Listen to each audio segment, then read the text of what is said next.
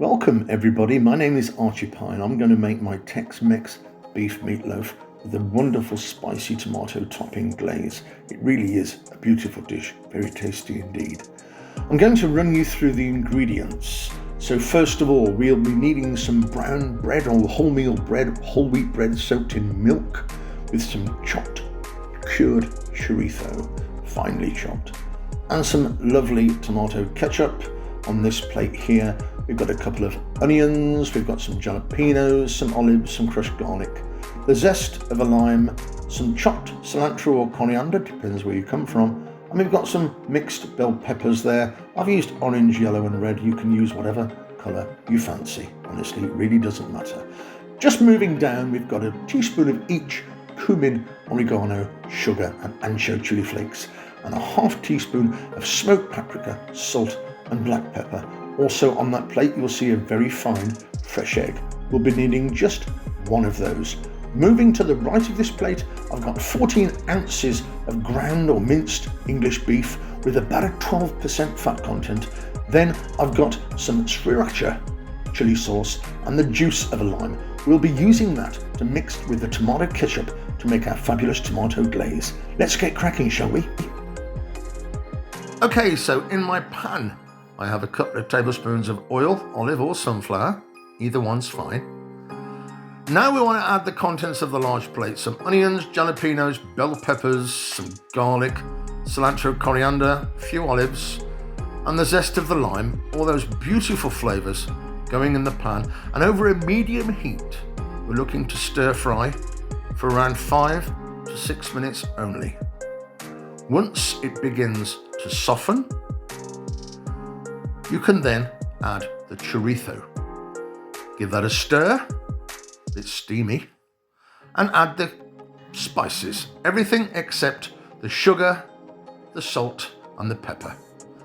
Then we want to cook this for around 5 to 6 minutes, once again on a low to medium heat. We must not burn any of those spices or else they will end up giving us a very bitter taste and it will completely ruin the dish. Once you've reached that stage, set the pan aside, switch it off, and then you'll need to add your wonderful ground beef into a bowl. There we are, followed by our bread that's been soaking in milk, beautiful tenderizer, and now we can add the contents of the pan.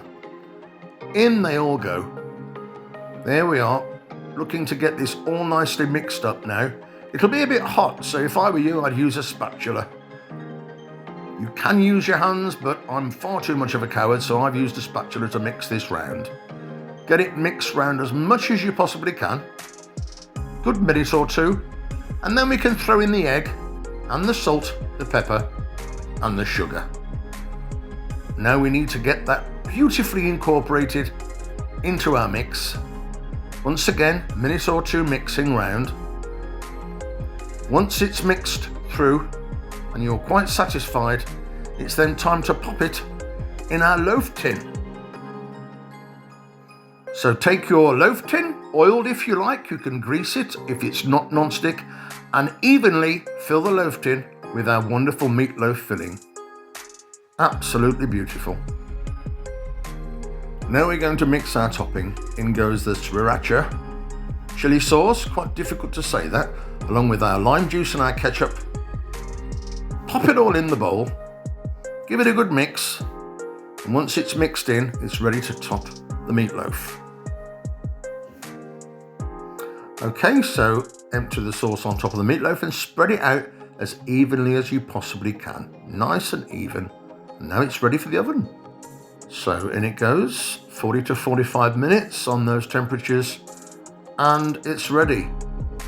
Coming out nice and bubbling away.